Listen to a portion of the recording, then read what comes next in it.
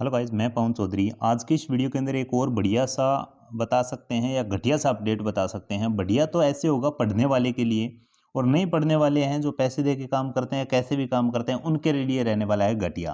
कैसे, पूरी details video के अंदर बताएंगे आपको। इस वीडियो के अंदर वही बताने वाले हैं जो पीछे अभी अपने स्टाफ नर्स की वैकेंसी आई थी कुछ, ओके, जो कॉन्ट्रेक्चुअल बेसिस के हिसाब से ले रहे थे, जिसके अंदर एग्जाम होना था, उसके अंदर कुछ संशोधन किया गया है। क्या गाइडलाइंस इन्होंने निकाली है, कैसे क्या करना होगा, पूरी डिटेल से इस वीडियो के अंदर बताने वाले हैं। और इसके अंदर कुछ चेंजेस भी होंगे और भी हो सकते हैं। अभी ये वैकेंसी कैसे कंप्लीट होगी, क्या होगा, पूरी डिटेल से अपनी वीडियो के अंदर डिस्कशन करने वाले हैं। वीडियो को कर देना लाइक, चैनल पे नहीं हो सब्सक्राइब करके बेल आइकन को प्रेस कर देना ताकि हर एक अपडेट आपको सबसे पहले मिल सके।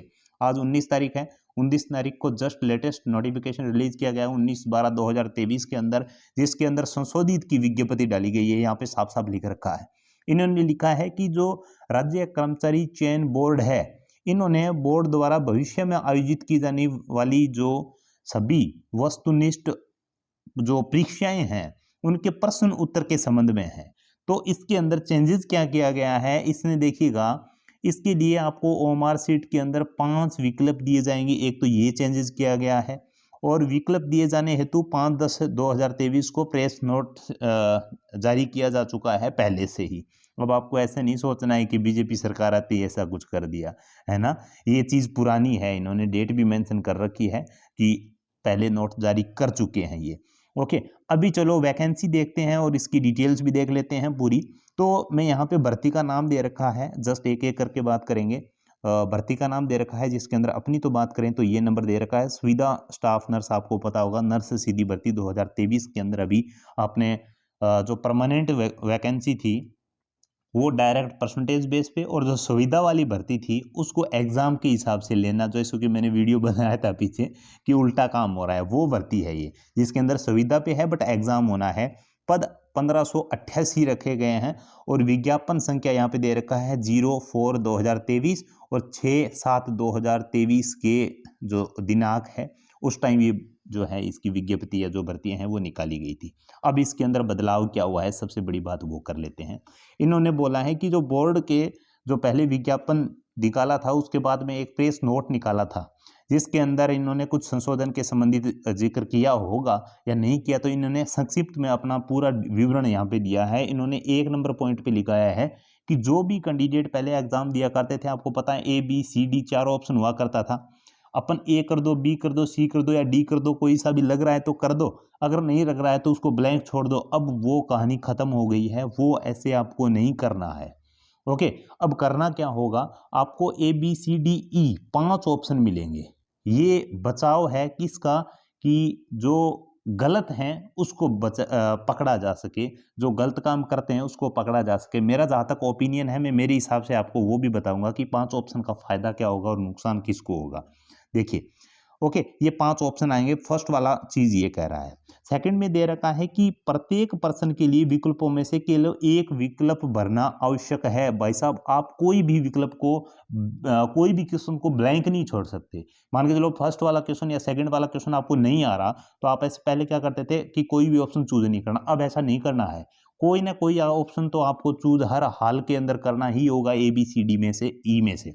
अब 5वां ऑप्शन कैसे है, 5वां ऑप्शन इसलिए रखा गया है, इसको भरना इसलिए है, अगर मान के चलो पहले था ABCD और अपन नहीं करते थे, तो इसका मतलब ये समझा जाता था कि स्टूडेंट को या तो समझ नहीं आया या उसको उत्तर पता नहीं था, इसलिए अपन ब्लैंक छोड़ देते हैं, खाली छोड़ देते हैं।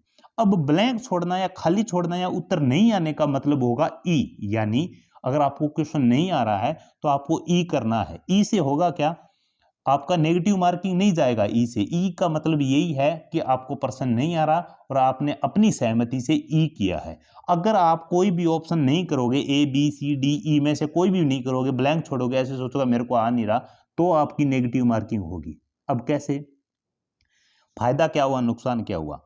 फायदा तो ये रहा कि कुछ कुछ स्टूडेंट पहले हुआ करते थे जो ब्लैंक रख दिया करते थे सीट को, और सीट कोई और भर देता था, ऐसा अपन मानते हैं, है ना। हो नहीं हो मैं इस चीज की पुष्टि नहीं कर रहा, बट ऐसा होता था, है ना। तो अब होगा क्या, अगर स्टूडेंट ने किसी के भरोसे कुछ भी नहीं किया तो हो सकता है वो माइनस में चला जाए, है ना। अगर एक भी ऑप्शन चूज नहीं किया, या तो ABCD कर लेगा तो उसको पता होगा, ई वाला ऑप्शन स्पेशली इसीलिए रखा गया है कि स्टूडेंट अपनी सहमति से ई फिल करे। अगर ई फिल नहीं किया और कॉपी चेक हो गई तो वो नेगेटिव मार्किंग के अंदर जाएगा। अगर कुछ भी नहीं लिखा तो इसका मतलब सीधा सीधा ये है, इसने 1/3 नेगेटिव मार्किंग दे रखी है, यानी 3 कॉलम में आपने कुछ भी नहीं भरा। पहले कुछ भी नहीं भरने का मतलब था मेरे को नहीं आ रहा, अब ई भरोगे तो इसका मतलब यह है मेरे को नहीं आ रहा। अगर ब्लैंक छोड़ा तो 1/3 नेगेटिव मार्किंग है, यानी आपने गलती की है। ये चीज कुछ ना कुछ जो गलत काम करते थे, जो बोलते थे पैसे दे के लगाया है, पैसे से पेपर जो भी किया है, उस चीज को बचाने के लिए ये चीज की गई है। अब इससे टाइम ज्यादा लगेगा, हाँ टाइम तो ज्यादा लगेगा, बट इसके लिए इन्होंने 10 मिनट एक्स्ट्रा कर दिए कि भाई साहब आपको अगर ई भरने में टाइम लग रहा है, पहले क्या हुआ था दूसरा क्वेश्चन नहीं आ रहा, ब्लैंक छोड़ दो, टाइम बच गया मेरा, चलो टाइम बच गया। अब वो टाइम बचता था, उस टाइम की भरपाई करने के लिए 10 मिनट आपको एक्स्ट्रा भी मिलेंगे। जितना टाइम दिया जा रहा है उससे 10 मिनट एक्स्ट्रा दिए जाएंगे। और नेक्स्ट है, जिस अभ्यर्थी द्वारा 10% से अधिक प्रश्नों का किन्हीं 5 गोलों में से गहरा नहीं भरा गया तो आपको अयोग्य माना जाएगा। मतलब आपको ए बी सी डी अगर भरते हो तो आपको उत्तर आ रहा है, ई भर रहे हो तो आपको उत्तर नहीं आ रहा, इसका आप ब्लैंक माना जाएगा। आगे से जो आपकी चेकिंग होगी, काउंटिंग होगी, तो ई जिसमें आपने भर रखा है उस काउंटिंग का नहीं तो नेगेटिव और नहीं पॉजिटिव कोई भी नंबर आपका गिना भी नहीं जाएगा और काटा भी नहीं जाएगा। अगर मान के चलो ई में नहीं भरा आपने, अगर 10% क्वेश्चन के अंदर ई नहीं भरा आपने, खाली रख दिया, कुछ में भर दिया कुछ में नहीं भरा, अगर टोटल कुल मिला के जितने का भी पर्सन था, मान के चलो 100 क्वेश्चन थे और 100 में से आपने 90 में तो ए बी सी डी कुछ ना कुछ भरा, या 89 में तो आपने भरा, जैसे 89 में तो आपने ए बी सी डी कुछ ना कुछ भर दिया, बचे हुए 11%, 10 या 11% के अंदर कुछ भी ऑप्शन नहीं भरा तो आपको अयोग्य कर दिया जाएगा। चाहे आपकी कितने ही नंबर हो, आप 89 अगर कर दिए और 11 क्वेश्चन खाली छोड़ दिए आपने, कुछ भी नहीं भरा, तो वो आपको अयोग्य कर देंगे भाई साहब, बाहर कर देंगे। अगर आपके 89 के 89 सही होंगे ना तो भी आपका सिलेक्शन नहीं होगा, क्योंकि इनका मतलब ये है कि आपने 11 क्यों नहीं भरे, किसके भरोसे छोड़ा था। हमने आपको पहले बता रखा है, अगर आपको नहीं पता कुछ भी ऑप्शन का तो ई भरो, आपने ई क्यों नहीं भरा। इसके चलते आपके 89 के 89 सही होगे ना, आप एक रैंक फर्स्ट रैंक कर आना चाहोगे तो भी आपका सिलेक्शन यहाँ पे नहीं होगा, अयोग्य कर दिया जाएगा, बाहर कर दिया जाएगा। क्योंकि आपको 10 मिनट मिल रहे हैं, इसलिए ई को तो कम से कम चिन्हित करो अगर आपको नहीं आ रहा है तो। ये सबसे बड़ा बदलाव किया है। फायदा किसको है? फायदा है पढ़े लिखे लोगों को, और जो पढ़ रहे हैं, जो मेहनत कर रहे हैं उनको।